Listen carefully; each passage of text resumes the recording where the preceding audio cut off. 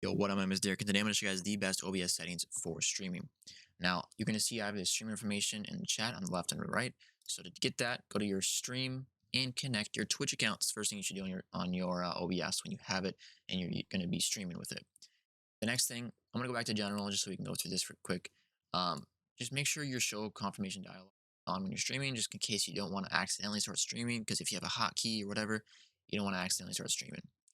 The next thing, there's nothing really else in the general that's going to be important to use. You can do some of these if you want to record while you're streaming, or if you have a replay buffer when you're streaming, you can also enable those as well.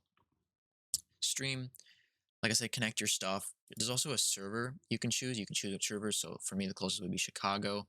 But you can use any of these. I recommend auto just because it's best.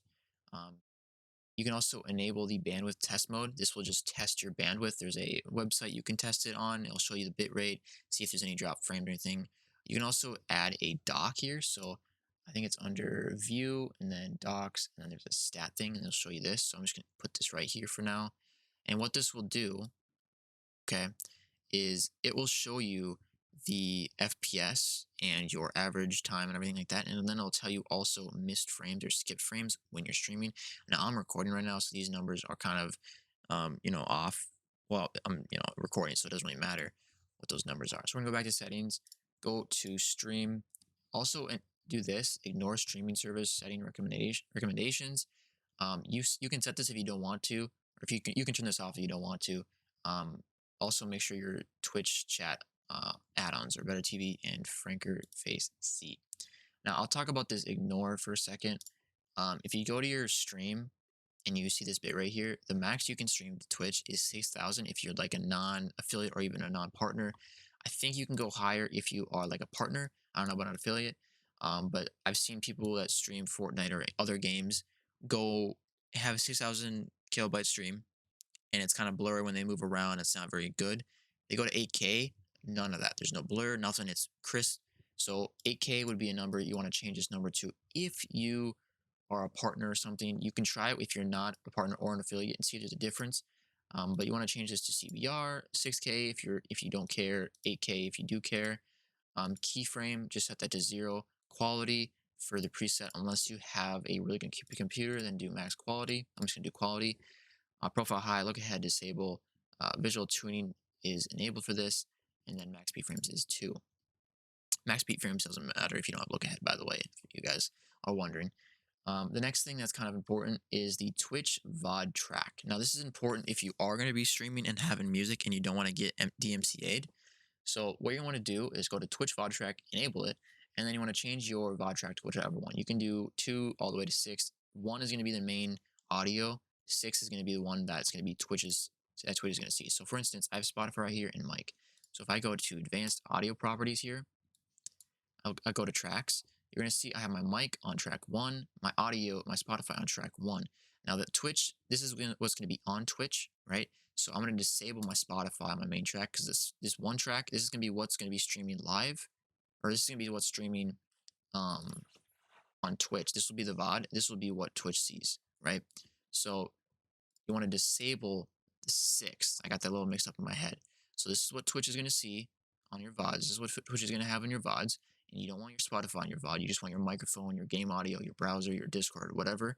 You do want live audio with Spotify and your microphone. That's what you want to do for that, okay? Now, I use Voicemeeter, so it's a little easier for me, but you can set different programs to have, sorry about that. You can set different programs with Voicemeeter. You can set them to specific audio interfaces or audio input devices. So if I go to the settings at volume and preferences, I can change which audio output my devices are on. So Spotify is on aux input. My browser that I don't have open right now is on the 3rd one, and my Discord on the 3rd. You can't see the 3rd one. I'll show you what it looks like if I go to my settings, my voice and video. So this is what my Discord looks like right now, and you're going to see that my output device is set on the 3rd one, which is what I want. Let me just put this back over here like this. All right. So what you want to do now is you can add multiple different audio devices. This is optional. This is not for everybody. This is probably just for me and people that want to look through this. I'll make a video on voice meter and I'll explain a little bit more in depth on this. So Discord default changes to the third one, and then boom. So whenever I join a Discord server, it'll pop up my audio only through here, so I can mute it from here if I don't want it. Now I'll go back into settings. Let's go to audio. I have mine all disabled right here just because I use them right here. But if you're using global audio, use your microphone. For desktop, use your headset or your headphones, and then microphone. Use whatever microphone you have plugged in. Sample rate, make sure that's the highest, and then video output scale 1080p or 1080, 1920 by 1080. Downscale by cubic. Common FPS 60. If you want to use a 144 or 240 FPS, change this common FPS value down to fractional, and then just change your change the numbers to 240 over 1 or 144 over 1. Hotkeys, you can change this to start streaming if you want to do that. Advanced above normal, and then disable browser source hardware accelerations if your computer isn't great or if you don't care. Do that. Now the next thing is kind of important. Right click your OBS, go to your OBS, go to properties. I said this in the last video, but this is important. Go to compatibility, go to run this program as administrator. This is important, and then press on OK. Restart your OBS, and it will open up every single time. It'll open up with admin privs. You also want to go to your search, go to game mode settings, and then make sure this is enabled as well. And that's pretty much it. Those are the streaming settings, the best streaming settings for OBS. But anyways, peace out.